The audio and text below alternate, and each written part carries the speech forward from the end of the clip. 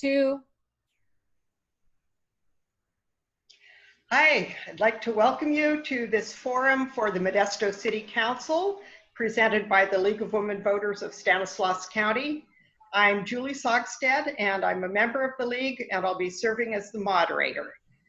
This forum will allow our audience to hear the views of the candidates for Modesto City Council Districts 1, 3, and 6. Candidates for Council District 1 are Rosa Escutia Brayton, John Gunderson, Jennifer Hidalgo, and Amin Vora. For District 3, we have Jim Applegate, who is unable to be here this evening with us, Janice Keating, and Chris Rickey. For District 6, we have Jessica Gonzalez, Kelston Obert, Hunter Sauls, and David Wright. We're going to begin our forum with 2-minute opening and 1-minute opening and 1-minute closing. Our timers are Karen and Ed Tobacco, and they will give the candidates a short warning before their time is up. And candidates will also have 1 minute to answer each question. All candidates will answer all questions. Right, now, of course, we want you to vote, and you don't necessarily have to wait till November 3rd this year because you're going to get your ballots early. So we're going to begin now with our opening, and we will begin with those 1-minute statements, starting with John Gunderson from District 1. John? My name is John Gunderson. I'm a guest teacher at numerous school districts in this county. I'm a former council member for District 1 Modesto, and I'm also a former school board member for Stanislaus Union. I've lived in Modesto off and on most of my life, and but I do have strong affections for the Sierra Nevada. I'd like to do some good things for Modesto. I have some ideas. Thank you. We'll next have from District 1, Jennifer Hidalgo. Jennifer? Thank you. Good evening, and thank you everybody, or thank you for inviting me so much. I'm really happy to be here. I'm Jennifer Hidalgo and I am running for Modesto City Council in District 1. I'm a wife, mother, and longtime community advocate. I moved to Modesto when I was 10 years old and I've been here ever since. I chose to stay in my community and work for organizations and on projects that help the most underserved in our community. Even now, as a representative for one of our state legislators, I get to continue advocating for my community and elevate their voices to the state level. I'm running because I love my community and I'm able to bring a perspective into our city differing from what we've had in the past. I'm young, energetic, and I love where I live. I want my children and others to be as proud to reside in Modesto as I am. Thank you so much for the opportunity, and I hope to earn your support. Thank you. Third, we will, for District 1, we'll have Amin Vora. Hi, good evening. Thank you for this opportunity and this invitation to this forum. My name is Amin Vora, CEO of Advanced College. It's a vocational nursing college in Salida, Stockton, and one in LA. I've lived in Modesto pretty much 3/4 of my life. I was born in India, but been here since 1980s. Served on Planning Commission since 2015. I've been on Planning Commission representative to Board of Zoning since 2016. Currently serving as the Board of Zoning Commissioner, as a Planning Commissioner rep through the Board of Zoning. Apart from that, been part of the Stanislaus County Interfaith Council since 2013. Served on the Chamber's State of Education and Business Committee since 2013. Also the board member for the Islamic Center of City of Modesto.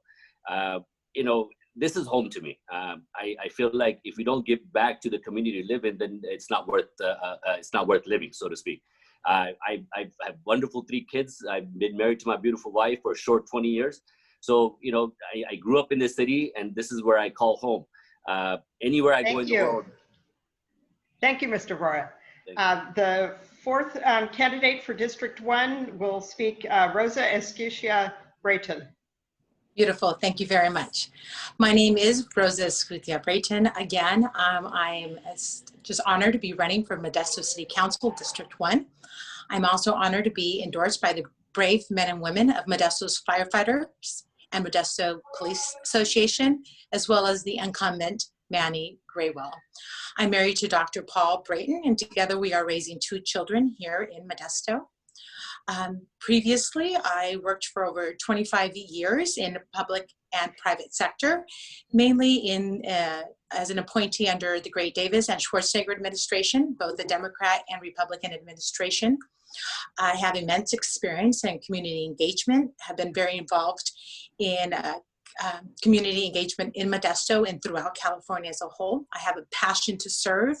I do hope that I'm able to utilize a combination of my passion to serve community and my immense work experience that's very relevant and transferable to the opportunity to sit on the council. First day on the job for me with City Council would be to hit the job running. So I look forward to having that opportunity to do that. Thank you.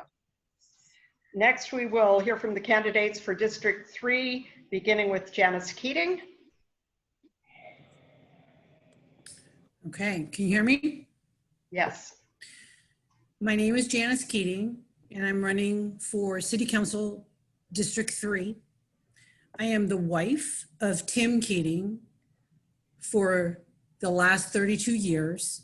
I am the mom to Colin and Megan, my 2 adult children. I am a self-employed bookkeeper and tax preparer here in Modesto since 1994. I have never stopped being involved in what's happening in Modesto. I served on the Modesto City Council from 2002 to 2009 during the Great Recession. I know exactly what's coming Modesto's way. We've done it before and we can do it again. I know how the bureaucracy works. I know how to get around it. I know how to cooperate with it. And I know how to break it if I have to get things done. So I look forward to you voting for me on November 3rd. Thank you. And next for District 3, Chris Rickey. Thanks so much for having me, all. It's great to be here. I'm Chris Rickey. I'm running for Modesto City Council District 3.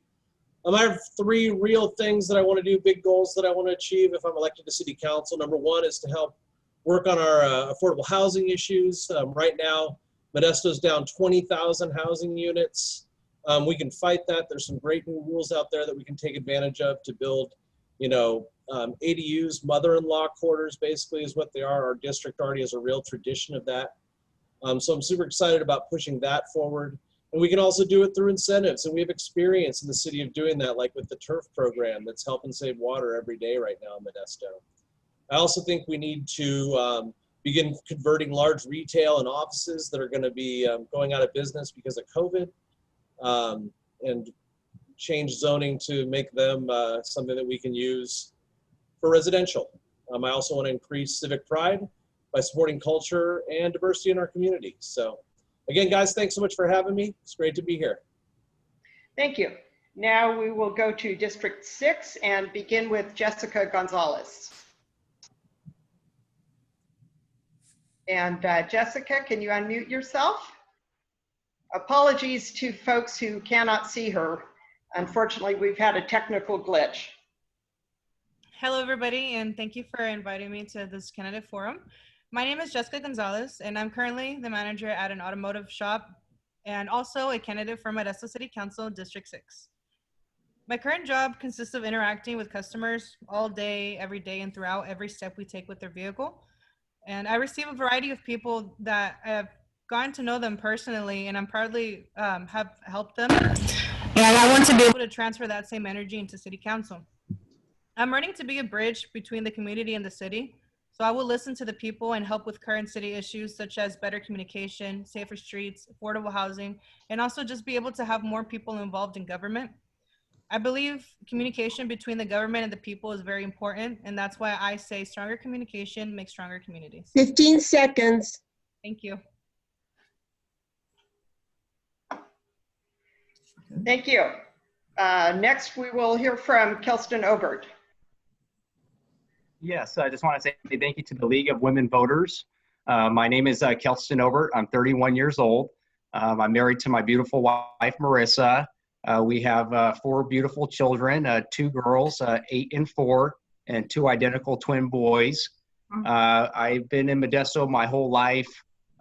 It's a great town. I'm running for the city council to bring about much needed change, whether that be revitalizing our skate park, introducing some type of swim aquatic centers in both West Modesto and East Modesto. Maybe creating a Thursday night market, carnival, kind of making the city more family friendly atmosphere. So with your help on November 3rd, I'd love your vote and restoring some positive change here in Modesto. Thank you. Thank you. Next, Hunter Sauls for District 6. Hi, thank you for having all of us here. My name is Hunter Sauls. I was born and raised here in Modesto. I graduated from Central Catholic High School in 2015, and I joined the U.S. Army. And I came home in 2018 and joined the California National Guard. And now that I'm back home, I want to do the best I can and anything I can to help my town, the town that I was born and raised in, that I've seen change since I was a little kid. I want to bring new trust between the community and the government. I want to be a more transparent leader. I want people to know what's going on in city council at all times. And I want there to be a continuous dialogue between me, my constituents, and everyone in Modesto, so that you know what's going on and I can best hear what your concerns are. I also would like to help Modesto revitalize its business sector because of the impacts that COVID has had on us. I'd like to increase business incentives to bring new business to Modesto. I'd like to do what we can to make it easier for businesses in Modesto.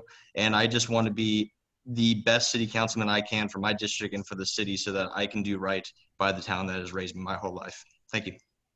Thank you. And our final opening will be David Wright for District 6. Thank you, League of Women Voters, for putting on this forum. My name is David Wright. I'm a candidate for Modesto City Council District 6. I'm a successful business owner here in Modesto for the last 35 years, and I have served on the Modesto Blue Ribbon Commission on Homelessness in 2010 and twice on the Modesto Comprehensive Fee Task Force. I'm serving on Modesto Community Development Committee and the Housing Rehabilitation Loan Committee, and also a board member for Modesto Chamber of Commerce. I have and am serving on different nonprofits in Modesto. I love Modesto, my family loves Modesto, and we are looking forward to a greater city in the future here in Modesto. Thank you for having us. Thank you. Now we will move to our first question, and we're going to begin that one with the folks from District 6. The question is, what roles should the city of Modesto play in improving our homeless situation? And the first one to respond will be Jessica Gonzalez. Thank you. So in the roles of homelessness, I believe the government should be a little bit more how would I say, a little bit more caring when it comes down to them. There have been some situations that have been discussed with me and others that during the times when these people that are homeless cause some type of issue with anybody, a lot of the times people usually tend to call the law enforcement first and see what they can do. But a lot of the times it should be in a different route where someone who is certified in dealing with mental health issues are able to help them, because they're not always very similar to being sane as us. And so they need a little bit extra help that maybe law enforcement cannot provide. I have seen one situation where someone decided that whenever they called the law enforcement to come by, she requested them to take the person over to a mental health facility. And this person actually ended up getting the help that he required in order to better his life. And he is now currently not homeless anymore and actually Thank you, Jessica. Time is up. Thank you. Kelston Obert, please. So can you repeat the question again regarding the Sure. was it the city of the role of the city of Modesto? In improving our homeless situation. Okay, so I believe that if elected to the city council, we could do a much better role, playing a role in helping these situations.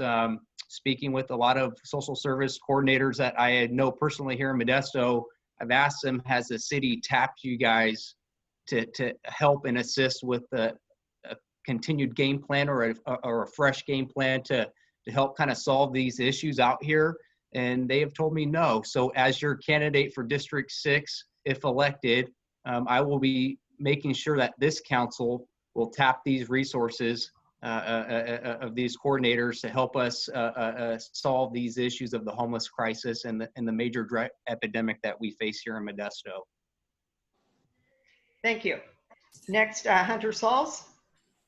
Yeah, so I have a similar opinion as Kelston's. You know, the city needs to help tap these social workers that we have here in the city to help our homelessness. That's one thing that we need to do. But also, as a city, we need to be more involved in trying to make sure that we are actively doing everything that we can to assist our homelessness. Things like vocational and high school equivalency training, if we can provide it, as well as housing, like the Kansas House off of Kansas Avenue. We can try to model affordable housing off of that, so we can help homelessness and help homeless people, you know, apply for Section 8 housing. It's all about what we can do as a community to try to work together and use the resources that we have available to help fix this problem. And by no means is this problem going to be fixed in this election or the next election. It's going to take a long time and a long plan that we need to work on now, and we have to get settled with it now. So if I get elected, I want to work with the social workers, with the county, with the city in general, to build this plan so that we have something that can help end homelessness in the future. Thank you. David Wright. That's a great question, Julie. The focus on prevention started several years ago, looking at the homeless, and they have done a great job getting the county involved. A lot of the homeless issues are the county issues, because the county gets all the funding for the homeless.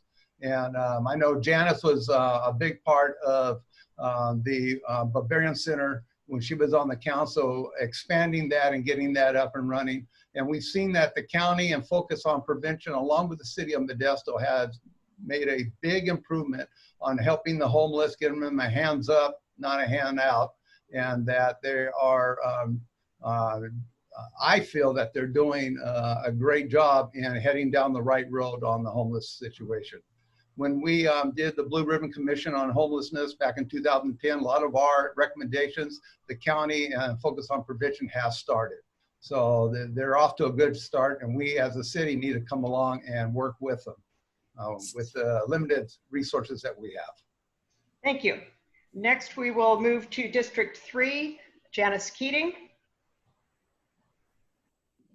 On January 12th, 2004, I spearheaded the effort to open the Salvation Army Barbarian Homeless Shelter through private funds, time and material donations. And we housed 60 to 85 adult homeless individuals who had nowhere to go. What I see today is a very different homeless population than what we had 14 years ago.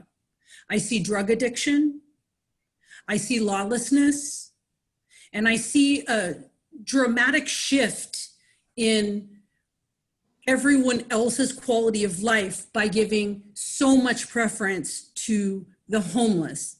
We're putting them under a roof. We're definitely doing that, but we're not treating their drug addiction. We're not treating their severe mental illness. And Stanislaus County does get most of the funding for these types of services. They need beds, and they need to start dealing with it. And the city of Modesto also receives community development block grant money, and they need to start using that wisely, because most people are quite fed up with the lawlessness. Thank you, Ms. Keating. Mr. Ricky, please.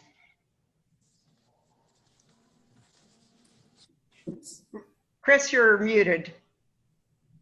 I think the city of Modesto is involved in homelessness, whether it wants to be or not, because we have to deal with, you know, the police and fire involvement when anything ever happens with a homeless person. So I think some of the changes we can make is like changing the way we respond to homeless people. I mean, to me, it's not a call that you get when you get that emergency call. It's not something that should be going through the police department. I think that we should do some stuff that's similar to what they're doing in Oregon, where they have special response teams that help the homeless, which should not only be more effective than what we're doing now, but also cost a lot less money. So that's one of the ideas. I also think there's a lot of really good programs going on locally to improve the homeless situation already here in Modesto. Thank you. Next, we'll go to District 1 to Rosa, please. Yes, the city should focus on stronger collaboration with the county, with the state. Homelessness has no barriers, has no boundaries. So a collective approach is the best approach, is the most sustainable approach. And other stakeholders that are impacted that need to be at the table are mental health professionals, our faith-based community, and housing authority. Again, all these individuals have the solution to this issue that impacts Modesto severely. Thank you. Thank you. John Gunderson next.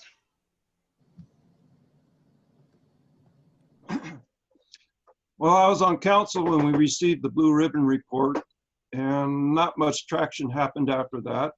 But I see that the climate's a little different now, and people really want something done about it. I'm proposing looking at micro-housing and tiny housing, using it in such a way where it's not such an impact to any neighborhoods. I think there's some churches that could host 1 to 5 units of micro. And from there, we can go to enclaves up to 20 units. And all this of course, has to have oversight. But they have to be sheltered, and we don't have enough motels right now. And I think we can build micro housing very inexpensively. I'd like to do it with the high school curriculum and let them do it, and have a nonprofit take control of those units and have oversight. County's very much an important part of this. Jennifer Hidalgo is next.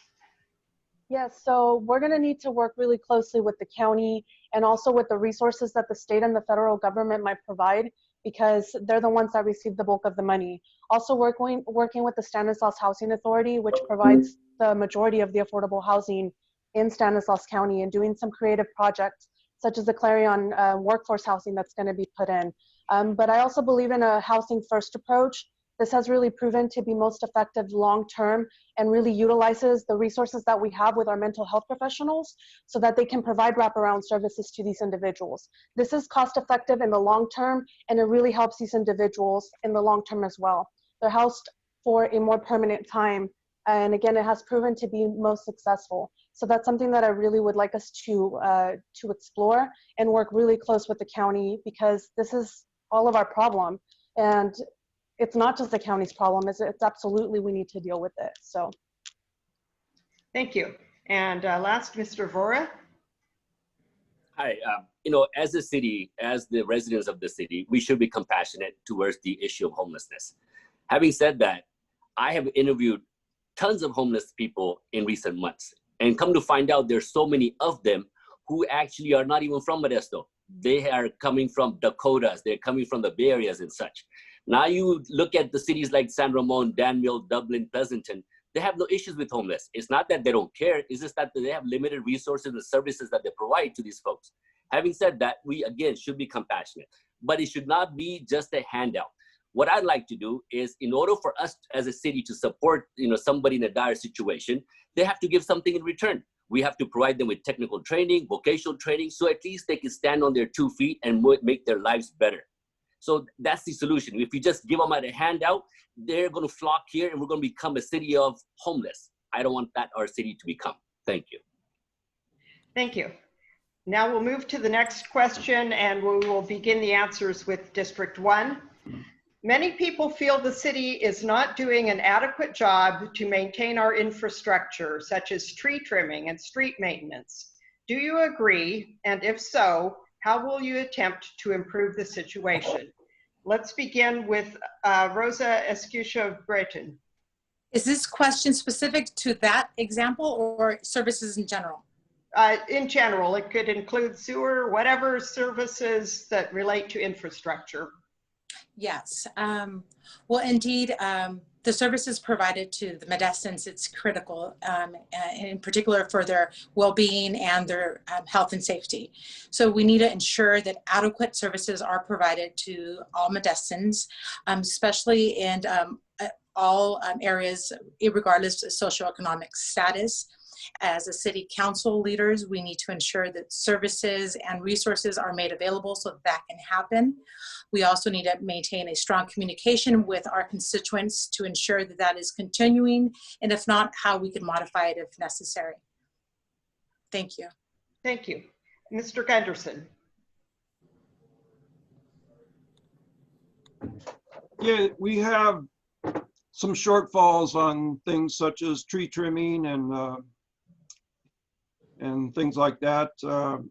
I think council's just going to have to get aggressive and work on trying to get these items taken care of. I know we have about $9 million worth of street lighting that needs to be rewired, and that was a big concern. I hope they're getting some progress on that, but it's going to cost money. And where do you get money? You know, you raise taxes. Well, that's probably not going to happen.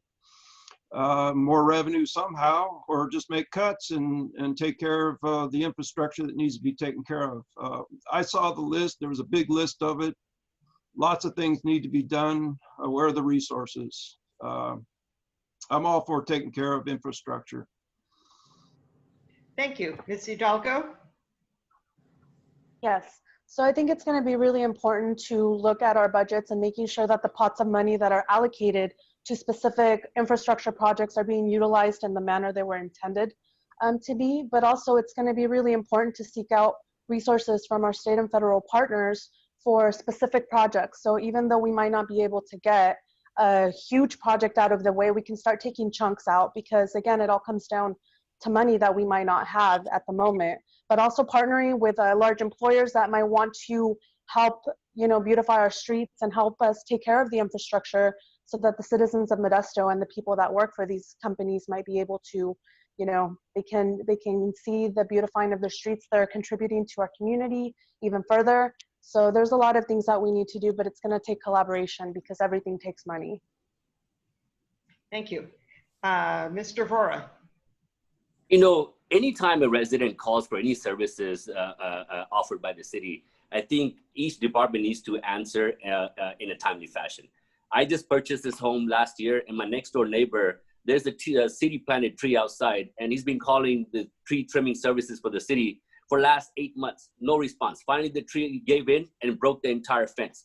They showed up 3 days later to clean up the mess. And what I feel like, there needs to be a hotline number for each department to be set up, and someone needs to be monitoring those. And as a city council, if elected, I will make sure that every resident gets an equal opportunity to get the services that they so deserve.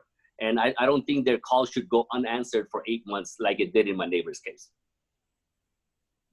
Thank you. Now we'll go to District 6, Jessica Gonzalez. Thank you. The infrastructure that I knew about the most was the tree trimming.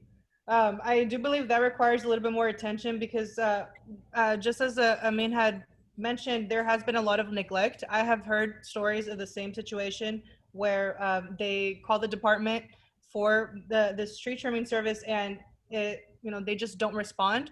In my situation, it happened over a period of 2 years, which was a very, very long time. And they kept calling and calling and calling, but no one ever came by. If I were to be elected as councilwoman, I would work closely with each department to ensure that each service has been made. I would ensure that our each resident receives that help that they need. Our community needs attention for accident prevention and more. And as a tier of government, our job is to serve the people and their needs. Thank you. Thank you. Mr. Obert. Yes. So I feel like any constructive criticism of the work crews is not bad. There's always room to improve. So that being said, if I'm elected, working with our city manager, making sure that we're keeping a viable workforce, maybe adding to our work crews, whether it's the tree division, working with our outside vendor, Grover Landscape, that is currently maintaining a lot of the city, and making sure that there's a clear communication of the needs and the wants of the city of Modesto. So I think that's all something that I would do as your candidate for District 6. Thank you. Thank you. Mr. Sauls? Yeah, just like others here, I've had plenty of people that I know tell me stories, nightmare stories of, calling the city asking about roads that were under construction for X amount of days and they never knew anything about it, or how long it's going to take, and they never get calls back, or trees that never get trimmed. And so as your council member for District 6, I want to work with the city manager to make sure that, one, we find out what the situation is, whatever issue it is specifically that you have a concern about when it comes to the infrastructure of the city. And then we can try to figure out an answer how to best solve that, and then find solutions to how to solve that. If we need to hire more people to work for the city in our infrastructure, then we need to try and do it. If we need to be more transparent and be honest with you, like, look, it's going to take us a while to get out here, then at least we can be transparent with you. Like I've said, I've only ever said that I've wanted to be the most transparent person I can in government if I'm elected. And if I am elected, I promise you I'll be transparent. I promise you that any call that you give me about an issue, I'm going to try to find the answer to it as fast as I can and give you a straight answer. Thank you. Mr. Wright? Modesto has done some great things with a couple streets lately. Coffee Road has just been completely finished, and also Tully Road and Stanford a couple of years ago. So I think on the street side, the city with the new gas tax is really making an effort to get the roads in better shape. On the tree side, I've had great luck with Gold Modesto app on my phone. When I come across trees, I know on Hashem there's about 20 trees that have died. And I sent that information into the city, and they've been out there within a week, start cutting those trees down because they are a hazard to the community there. And I know that the city of Modesto has limited funds, so they have to work within their budget, but I think they're making a good effort to try to do the best job they can do with the funds that they do have. Thank you. Now we will go to District 3 and begin with Chris Rookey. When you talk about services like forestry, the biggest problem is that as a city, we've been defunding these departments for about 20 years. If we want our city to provide services like forestry, if we want like our public relations department to be able to successfully get messages to the people, if we want to have services like public access television that serves our community and gets entertainment and information to the people that live here, we have to properly fund them. And so I think we really need to revisit the entire budget and look at where we're spending our money, because it's a big budget, there's plenty of money. And frankly, I think the way that we're budgeting it right now does not really reflect the values or the needs of the community. Thank you. Ms. Keating? Budget priorities. Very strong position that I have always held. The city of Modesto, as far as I could tell by the June 30th budget that they passed, has their priorities all wrong. But there's something that everyone needs to understand. There are more than one source of funding to the city of Modesto. There's general fund expenditures, which has to be spread across the entire city, including police and fire, forestry. There are enterprise funds, which are derived by rates. And then for those of us who live in Central Modesto in District 3, we wish we were District 6 because you have Mello-Roos tax mechanisms that pay for your landscaping and the upkeep of your trees and medians. So there is going to be no money in the city of Modesto. They cut police and fire in the last budget. If you don't think it's going to be worse this next one, I don't know that any of those things are going to get solved, but all Thank you, Ms. Keating. the rest of the fat. Thank you. Let's go to the next question. And we will begin with District 6 with David Wright. The question is, our city's general plan will probably be updated during your term if you are elected for this coming 4 years. What knowledge and skills do you bring to that process of updating the general plan? Mr. Wright.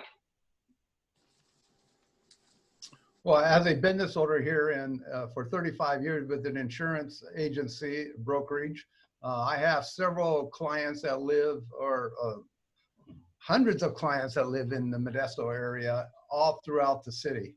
So I think my experience on the committees I've set with the city of Modesto, and also with my nonprofits and with my business experience, gives me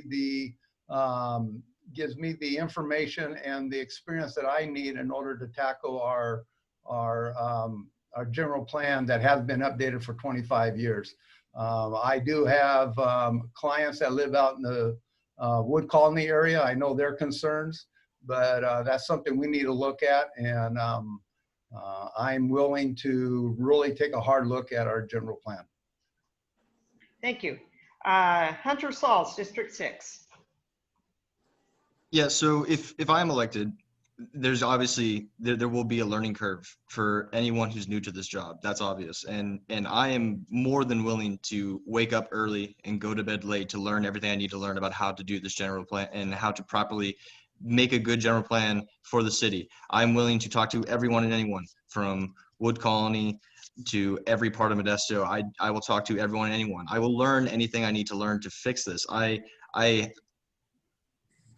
Nothing has ever stopped me before in trying to achieve the goals that I've wanted to achieve. I've never backed down from a challenge. And if this one aspect is going to present itself as a challenge, I'm going to take it head on, and I'm going to learn everything that I need to learn to be able to effectively make proper decisions that are going to best affect my district and my city properly and just good. I don't want to do a bad job. And so I'm not going to go into this half-hearted. I'm going to completely give everything that I have and learn everything that I need to learn to enable to do this properly. Thank you. Next, for District 6, Kelston Obert. Yeah, so just like David Wright, I am a small business owner. So bringing that business-minded mindset to the city council and the new general plan, I think will go a long ways. Obviously, it'd be a learning curve, and I will be making the best decision after, once I get in there and start to learn. The one thing I would like to say about Wood Colony, I would be a vote against building any new tract homes out there. I feel like we have to preserve our heritage of our trees and farmland. And so if elected, that would be my stance on that area off of Carpenter Road in the Wood Colony area. Thank you. Thank you. And last for District 6, Jessica Gonzalez. Thank you. Well, I'm not 100% too knowledgeable on the Stanislaus County General Plan, so I would have to step back and answer once I know more about what it is and how to better it when updating. I did start reading it, but I just don't know 100% to really give you a straight answer on how to better that. Thank you. Thank you. All right, we'll go to District 3 and begin with Chris Rickey. Yeah, I mean, I think we've been doing general plans for many, many years as a city. I think that if we look at the results, they've been pretty not great. So I think that what I'll bring to general plan is a different vision for the future. And right now, our city has a real opportunity to take advantage of the post-COVID economy that's coming in the next year or so. The world is going to change drastically. We're going to have probably 15% of the workforce working at home. And Modesto is perfectly positioned with our with the ACE train coming to town, making transportation in the Bay Area easier and much lower housing costs here. We have an opportunity to attract those kind of high-end workers, as a, to come here and work here, live here, raise their families here. So I'm going to try, if I get the opportunity, to put vision in place for the general plan to reflect the future of our community. Thank you. Janice Keating? So just in case any of you are not aware, the comprehensive general plan update that was voted on by the city council and approved is a $5 million expenditure from the general fund that they're proposing they begin paying for out of our reserves. So for all of you who want trees and infrastructure and everything else, that's where your money is going. I've been through plenty of updates with the general plan. I served for 8 years and I've seen it all. The city of Modesto's general plan is generally badly planned. They have items that they want for commercial or industrial that are in all the wrong places where industry is not going to go. If it were me, I would start the discussion at the edges of the city of Modesto, which is where all this is going. All the areas that are in our sphere of influence, and then to be brought into our general plan boundaries. Thank you. All right, let's go to District 1 and start with Amin Vora. Serving on the planning commission, one of our duties is to interpret the general plan in making our decisions and sending a proposal to the city council. Having said that, I know the Wood Colony folks are really concerned as to how the new plan is going to play out. And I've said this on record in the past, and I'll say it again. Wood Colony is not just the dirt. Those folks have been there for hundreds of years. In some cases, this is their 4th or 5th generation farming there. And any decision that we make in the future to come out with the new general plan and to include Wood Colony into Modesto or annexing it to Modesto, I think a discussion needs to be held with the residents of Wood Colony, and we have to be in absolute agreement with those folks before we make a decision on Wood Colony. So, we do definitely need to improvise a general plan to make Modesto a better city. Thank you. Next, Ms. Hidalgo. Yes, so something that I bring to the table is that I have been working in the community all of my professional career. And so I've really been able to foster relationships with the community-based organizations. And it's going to be really important to get very robust community input for our general plan, because I don't think we do that very often. And so working with these organizations who are already actually doing the work, Catholic Charities and the Tuolumne River Trust are already starting to hold these workshops for community members that normally don't get listened to.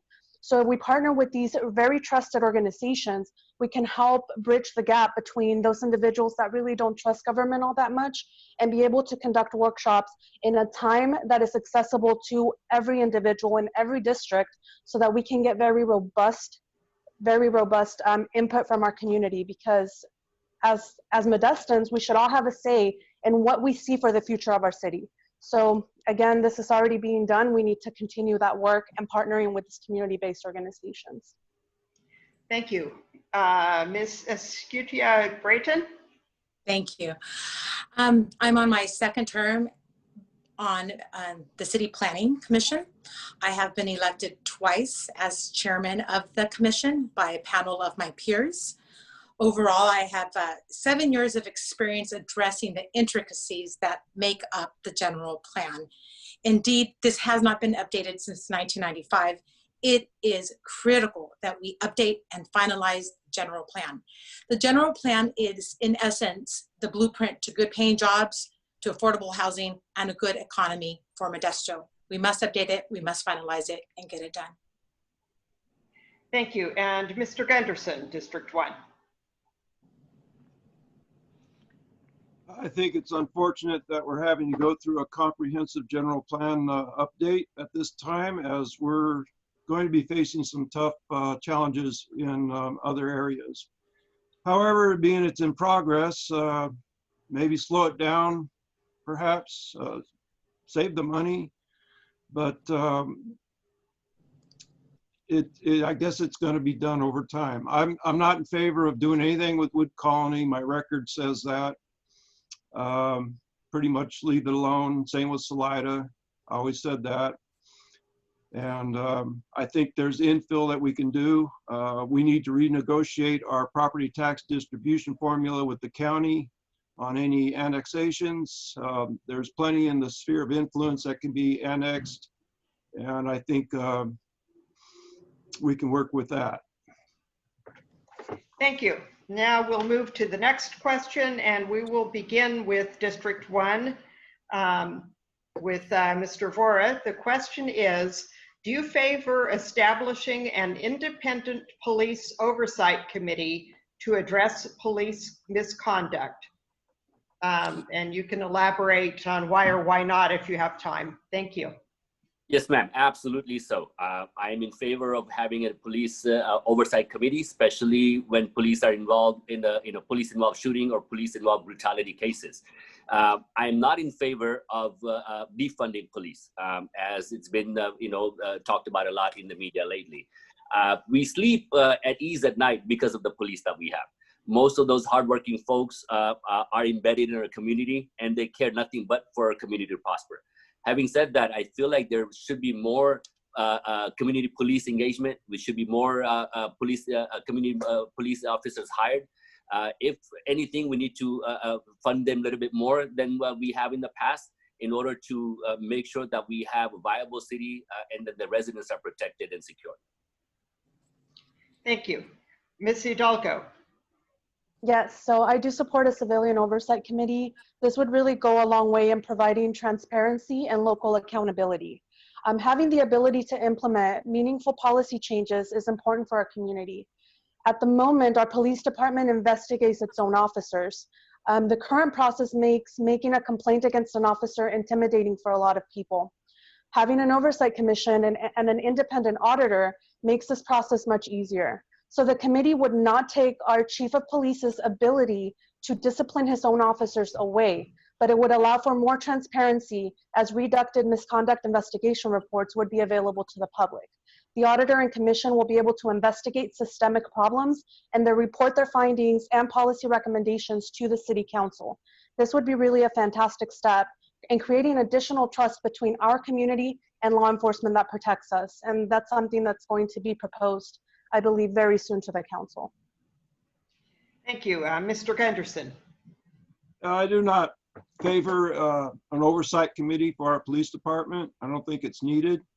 Our police chief already has liaison with the black churches in our town, NAACP. Things come up and they get dealt with. I don't see that our police department has a systemic problem with behavior. I think they've done well, and I'm proud of them. I would like to see our police force not have to deal so much with the homeless and have a different set of people that can work with that. I think it takes away from more important duties. And there's probably some other areas where they probably don't need to be involved with, and that needs to be studied. Thank you. Ms. Escudia Brayton? Yes, I do support transparency. I do favor good trained police officers. I do favor and support safe communities. And I would support a community advisory committee, but one that definitely includes police at the table. It's unheard of for any professional organization to have any type of review committee without a subject matter expert being part of that dialogue. So a conversation that includes all stakeholders, in this case, police, would be the wisest way to proceed for the collective community. Thank you. Thank you. Let's go to District 3 and begin with Janice Keating. I'm going to answer with a question. The Modesto Bee couldn't answer this question, and I'm hoping that the League of Women Voter Group Forum that is here on this can tell me, what is a police review board and why is it necessary? Or is it just something we're throwing around because Detroit and Portland and Chicago are having issues. I'm not aware of anything systemically bad happening in our police department. I don't think it's necessary. So the answer is no. And I think we need to stop just throwing these kinds of ideas out without first defining exactly what it is you're asking us to answer. Thank you. Mr. Ricky. I support civilian oversight of the police department. I mean, why do we have civilian oversight? What's the positive there? The positive is that more transparency. It's that simple. So like if there's an issue, it goes to a group of citizens who talks about it and lets the community know what's going on with their police department. Getting feedback from the community in terms of how we're policing is a positive. What is so scary about this? I don't understand. But there seems to be something really scary about civilians, citizens, knowing what their police department's doing. That it seems like, you know, very strange to me. And a lot of times, you know, with the civilian oversight question, people flee to talking about the clergy council. Believe it or not everybody in the city is represented by a church. The clergy council does not check the box in terms of representing all the citizens of this city. So yeah, civilian review board would be super positive. Thank you. Let's go to District 6 and begin with Hunter Sauls. Yes, I'm in support of it. Mainly, like everyone else said, transparency is a big thing, but also I would be in support of this board. That one that, you know, it has both civilian and police influence there, so that, you know, the civilians who may not have worked in the police force before know exactly what is going on, why the officer did this, or what is his or her reason for doing this, so that they have the full picture before they make a decision. And at a board that makes a recommendation that is not determining whether or not the officer will get punished. That should rely on the chief of police for disciplinary and the district attorney if criminal charges are warranted in a case of this. And the question of why do we need it? Well, because the reactive measure of a lot of people in the last few months around the country has been to defund the police, and that's not going to solve anything. You're trying to the issue of defunding the police is a reactive measure for the actions of some officers in states that we're not near, that we don't live in. So why should we punish our police department and our police chief for something that someone else has done? And so why not think reactive and proactive, and let's put in this board as a proactive measure, not as a reactive measure. Thank you. Jessica Gonzalez. Thank you for that question. I am in favor of establishing this civilian review board. I believe police brutality can affect anyone. I've seen it as been more of a socioeconomic issue, just because it's more of a diverse community. Sometimes our law enforcement just can't understand the people that they are dealing with, and one or two bad apples can rot in a bunch. So we have to weed them out to better our law enforcement by the people who are actually facing these unfortunate circumstances. And just to respond to those who are not in favor of this, my cousin was actually a victim of police brutality. He was actually shot 25 times by San Jose Police Department. And it's something that can happen anywhere, not just in Detroit or in Portland or wherever it can happen. It can happen anywhere. 15 seconds.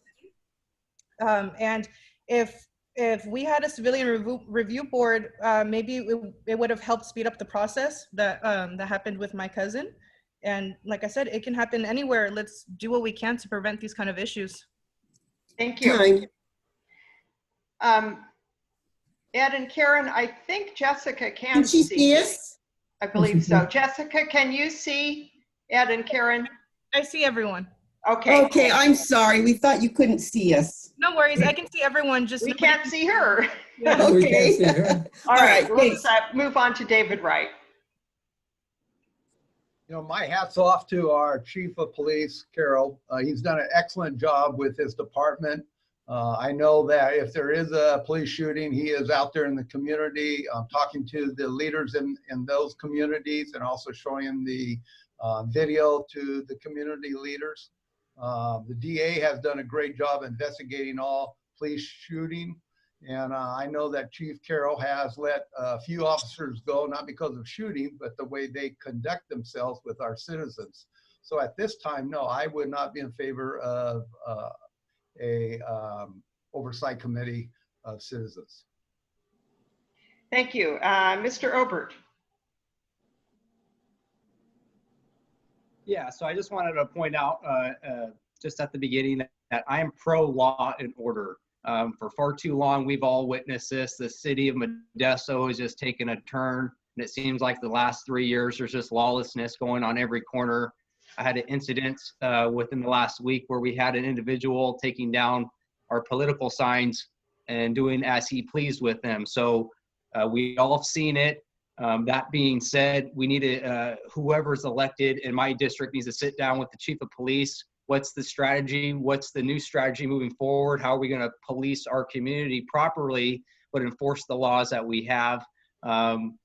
Again, that being said, I am in favor of this, depending on who we appoint to this committee or oversight committee, so to speak. If they're individuals that are reputable in our community, I say, why not? I've knocked on a lot of doors. I've spoken to a lot of our constituents that are very pro-President Trump and pro-Vice President Biden, and they all seem to be in favor of it. So why not? But I want the constituents to know Thank it you. has to be passed by the council as a whole. Thank you. Okay, let's move to the next question, and we will begin with District 3 with Mr. Ricky. Which aspects of our city's budget are of greatest concern to you? I would say the biggest concern we have in our city budget is income right now. We're going to have a huge drop in tax income over the next 24 months, probably due to COVID and the impact it's had on our economy. So as a city, we're going to need to really focus on developing business to try to regain some of that tax revenue so that we can do the things we want to do, like fund public safety, and make sure that we are able to do the things we need to do as a city. So our biggest, to me, the biggest issue we have with the budget right now is income, because one, you can make a lot of criticisms of the city of Modesto, but we've really been a pretty frugal municipality over the last 20 or 30 years. Thank you. Ms. Keating. Mrs. I served during the Great Recession, and I'm noticing positions that we eliminated outright that have all been restored. I'm noticing that all of the pushback on pay increases and increases in salary have all been accelerated over the time period from 2008 until now. Revenues are going to be a huge problem. And I'm extremely concerned that the city of Modesto made the decision by a 5-2 council vote to eliminate 30 sworn police officers and dropped that from 240 officers to 210, which means, folks, there's less than one officer per 1,000 in the city of Modesto to help you, me, or anybody else that needs it. And we also eliminated 14 fire positions. We never went after public safety to start. They started with public safety. So I'm not quite sure where it's going to go, but I intend to cut it on the upper budget and then put it all back into cops. Thank you, Ms. Keating. Let's go to District 6 to Hunter Sauls.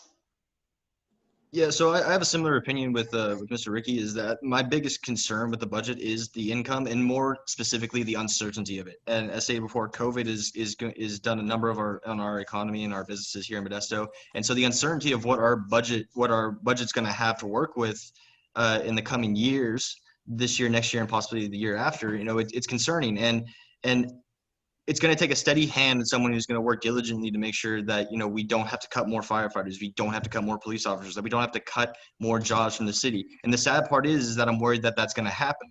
So what we need to do is we need to invest a lot in the coming years into our business sectors again in Modesto to bring back revenue, to increase the city's budget as we increase this revenue with new businesses, to give business owners and people who want to start a business a reason to start businesses here by incentives, lowering the cost of fees and licenses so that we can start to build more revenue in the city, and then we can hire back those firefighters and those cops that we lost. Thank you. Ms. Gonzalez?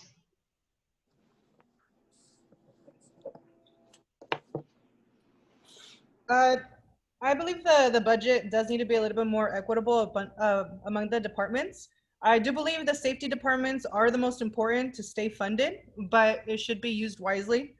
Um, Education would be my second most important department. I believe knowledge is key to everything, you know, and if we are defunding education, there are also teachers who are paying a lot out of their own pocket, which, you know, they should be funded in order to educate their students.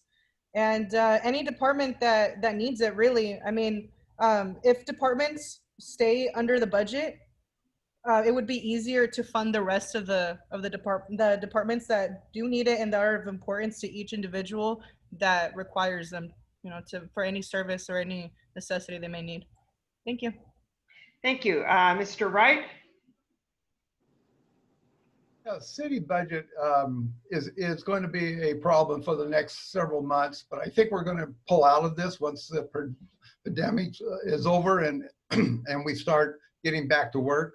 I think when I talked to our city manager and then also talked to the department heads, they have tightened their belts and done a great job. One of the areas we got to look at is that we do have a $30 million deficit in our pension fund.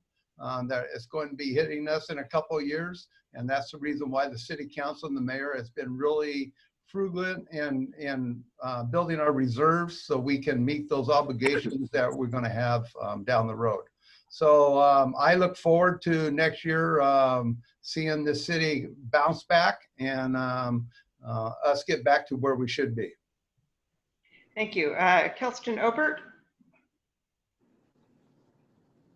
Yeah, so in regards to the general fund, I think once I'm elected, getting in there and getting acclimated with the city council of the general fund, the reserves, like what David just mentioned, the retirement pension fund, and doing what we can to just do best by Modesto. And I think another point is that if we have a lot of skilled labor here, so I think a lot of folks, if we got the younger kids graduating into some like an ROP program that's mentored towards these skilled labor jobs. So they kind of have an idea when they're coming out of high school, kind of a career path, et cetera. So I think there's a lot we could still do in the city to help build a successful foundation for our youth. Thank you. Thank you. And now for District 1, we'll start with John Gunderson.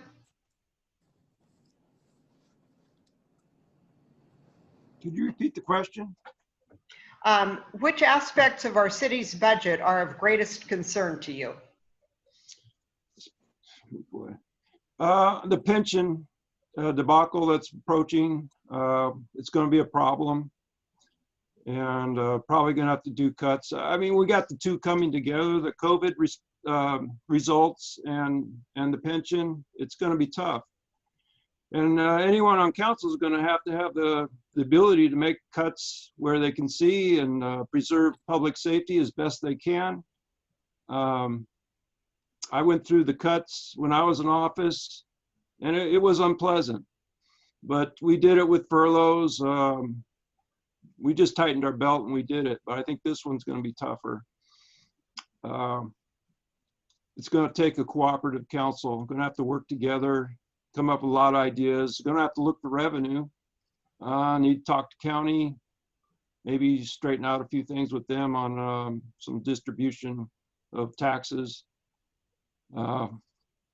Yeah, it's going to be a challenge. Thank you. Rosa Escutia-Brayton. Yes, thank you. With our city budget, first, we must support public safety, first and foremost. Second, we must honor our pension commitment. Third, we must be smart in increasing collaboration with county and state officials. We must finalize our general plan. And lastly, we must be thoughtful and smart fiscal managers. Thank you. Thank you. Mr. Vora. You know, public safety and education should be funded regardless of what happens. Now, there is going to be a shortfall in our budget because of this pandemic starting in February. Our tax revenue has gone down, but in order to overcome these shortfalls, I think that in the past, our elected officials have missed an opportunity. Missed an opportunity to bring, plants such as Amazons or Teslas to Modesto. Missed an opportunity to reach out to the Bay Area manufacturing plants or high-tech companies to set up, some sort of foothold here.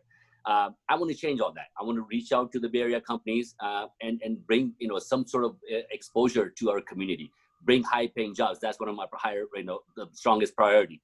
So the shortfall in the budget is going to be there, but we as a council, if elected, we need to come up with the solutions as to what we do to bridge this gap in the shortfall of the budget. Thank you. And last, Jennifer Hidalgo. Yes, so as many of my fellow candidates have mentioned, it's really the pandemic that has brought down our revenues and it's really going to hit us hard.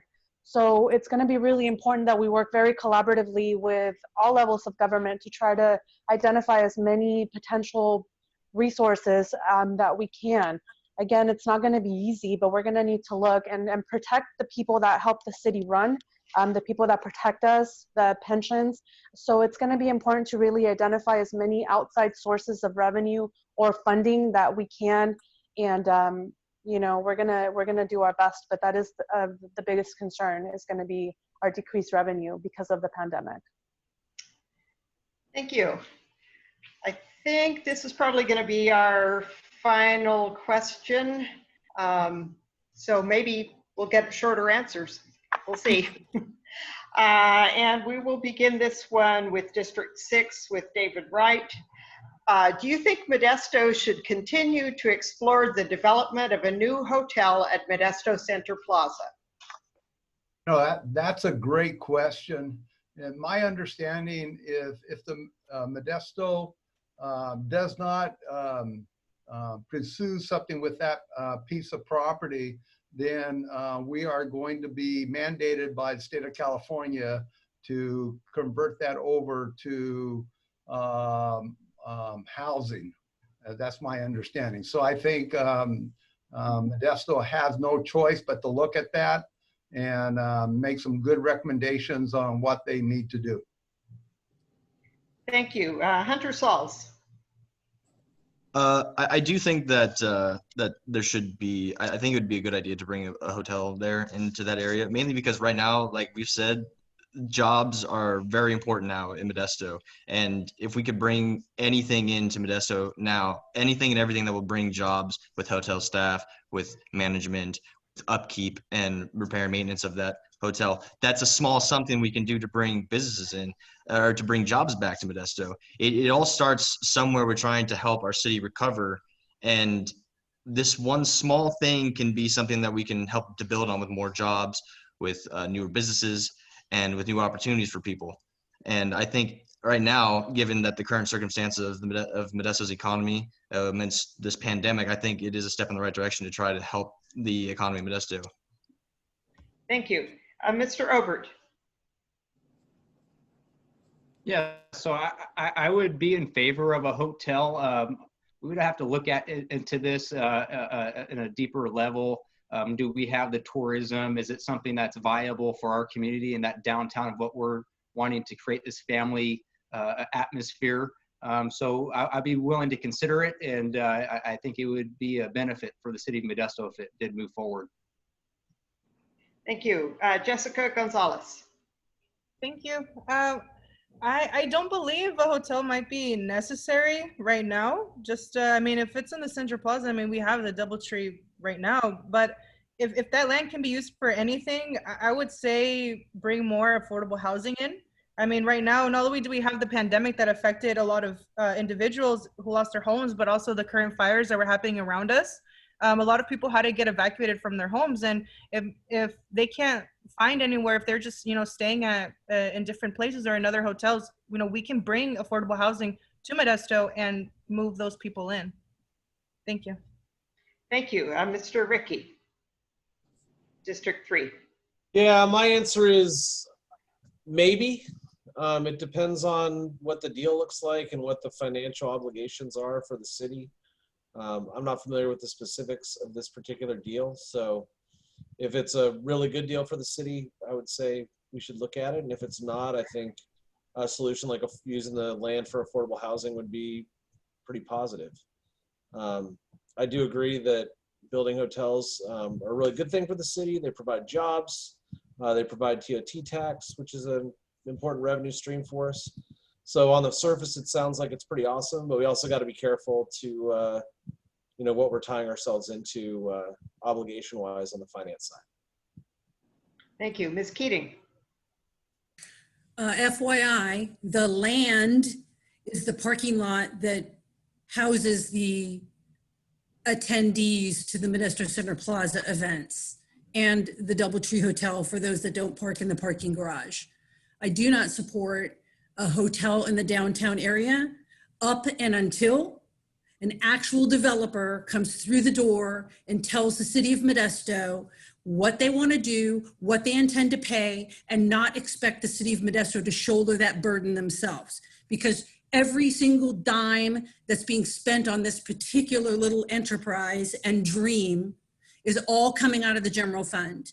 So it's probably time for Modesto to say, if you want to develop in Modesto, you come to us with plans, you give us your interest, you pay the bill, and don't put it on the city of Modesto to do it for you. So no on the hotel until there's an interested and viable developer. Thank you. Mr. Vora. I am in support of the hotel project downtown, as long as it's benefiting our city and its residents. Having said that, there is an entire downtown redevelopment project going on. We are talking about bringing the ballpark to downtown. We are talking about, bringing high-end condominiums and hotels and eateries such at downtown. So we are going to need place for people to stay. So I will definitely support the hotel project, again, as long as it's benefiting our city and its residents. Thank you. Ms. Hidalgo. Yes, I support the idea of the hotel. I don't think it's a priority at the moment. Due to the pandemic, I think we really need to look at what it's going to be costing us and the benefits that it's going to bring in this economy. So again, I do support the idea of it. I think it's, it sounds great, but it's not a priority at the moment. A priority right now is getting through the pandemic and using those and, investing in projects that are going to help us further us along. Thank you. Mr. Gunderson. I'm willing to talk and listen, but I agree with Janice that Modesto should not be putting out much as far as expenses go. I don't see that as being a good thing right now. We have some more important issues. A hotel, sure, yeah, we can talk about it. Affordable housing, yeah, let's talk about that. It's just up for discussion as far as I'm concerned. Thank you. And Ms. Escudia Brayton. Yes, we must approach this project and all similar projects with much thoughtfulness. We must be educated on how this project and similar projects will impact jobs, will impact fair wages, will impact environmental, and how it'll impact housing, and overall how it'll impact the city of Modesto fiscally. Ultimately, we need more information on this particular project to see if it's going to be a good fit for Modesto. Thank you. Well, we've gotten through our questions, and so now we're going to hear our 1-minute closing statements, and I will be starting with the candidates in District 6, beginning with Jessica Gonzalez. First and foremost, I really want to thank you so much for the pleasant opportunity we've had to gather together and answer these questions for our community. I also appreciate getting to know the other district candidates for City Council. As I've stated, my reason for running is to strengthen our community by bringing strong communication. I will always be open for discussion with anyone, whether it's in person or by contacting me through any way if I'm elected as Councilwoman Jessica Gonzalez. To my district, I do want to say to you that I appreciate the consideration in voting for me, and just a reminder that a vote for me is a representation of your voice. Thank you. Thank you. And David Wright.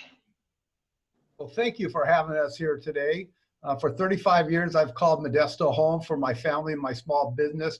During this time, we have seen great changes here in our community. Moving forward, we face increasing challenges that will require a mature, focused, and united City Council to keep you and your home safe and to improve the overall quality of life in our community. Being on several committees and community nonprofit boards and successful business owner, it has given me the experience that I need. Being financially responsible, keeping good jobs in Modesto, in our community, improving roads, public safety, and providing affordable housing for existing and new members of our great city will be my top priority. Modesto is a great place to live, work, and play. As your city council member, I will fight to build on our strengths and successes to make sure each and every member of our community has the opportunity to thrive. Thank you very much for having us. Thank you. Hunter Sauls. Thank you again for having us here. I want to say to the members, to the voters of District 6 here watching, to everyone watching, is that I am fully committed to the role of the city council man, and I am committed to trying to do my best for my city and for my district and for my constituents. I want to be that transparent council member that is always ready and willing to answer a phone call, an email, a text message, and I will talk with you about anything and everything that you want to talk about. I am ready to spearhead Modesto into the future and try to bring back businesses, to make changes that will affect our community positively, and it will help grow our community. I want to be the council member that helped lead our city into a new era of prosperity and happiness, and so that both all my constituents in District 6 and everyone in Modesto can look at Modesto and the Modesto they're leaving for their kids, their grandkids, and their kids, and say, this is a great Modesto. I'm really happy we got to work together on this. And so let's all work together, and I humbly ask you for your vote. Thank you. Thank you. And finally, for District 6, Kelston Obert. I just want to again thank the League of Women Voters and to my fellow candidates for taking the time out of their evening to be a part of this forum this evening. Again, my name is Kelston Obert. I'm a local small business owner here. I would love your vote. A vote for me would be a vote for restoring positive change here in Modesto. So thank you. Thank you. And now we'll move to District 3, Chris Rickey. All right, thanks everyone for having me, League of Women Voters. This experience running for office has been really neat. I've gotten to know a lot of you just talking and just talking about the issues. It's been really fantastic. And, you know, harnessing the energy of this community has kind of been my passion in my profession for the last 25 years. And one of the things I've done is like come up with 100 ideas to make Modesto a better place. I talked to dozens of people throughout the community, kind of getting their ideas and hitting them up. How can we make this town better? And I think we can do it. And if I'm elected, I'm going to try to make as many of those ideas happen as I can. So if you want a roadmap of what I'm going to do, you can check it out on my website, which is chrisrickeyforcouncil.com/100ideas. Sorry, 100-ideas. You can review my stuff there. Working with people is kind of what I do. So I'm super excited to maybe have that opportunity. Vote for me before November 3rd. Thanks so much, everybody. Thank you. And also for District 3, Janice Keating. Thank you. There's three main issues that I intend to highlight. Fighting against wasteful spending, taking those savings and putting them back into our law enforcement and our firefighters, fixing the homeless problem. I've been on the city council. I served for 8 years. That was 12 years ago. I've never stopped being involved. I've helped numerous candidates get elected to office. I help numerous elected officials with the daily problems that crop up in the city of Modesto. I'm very well aware of what the atmosphere is and what the issues are. So I look forward to not only being part of the past, but now catapulting myself into the future, because frankly, my negotiating skills, my knowledge of the bureaucracy, and the fact that I know how to navigate a budget in the city of Modesto is invaluable. Thank you. Now we'll move to District 1 and begin with Rosa Escuria Brayton. Yes, thank you for this time to speak to your audience. I feel strongly that we can do better for Modesto. Day one on the job, if I'm elected, will be, you will have a leader with relevant experience. You will have a leader with integrity, a leader with passion, and a leader with common sense. I will work tirelessly to ensure that your best interest is first and foremost. For more information about me and my campaign, please go to my website at rosaforcitycouncil.com. Thank you and have a lovely evening. Thank you. And Amin Vora, District 1. You know, why am I running? I want to bring the highest paying jobs to Modesto.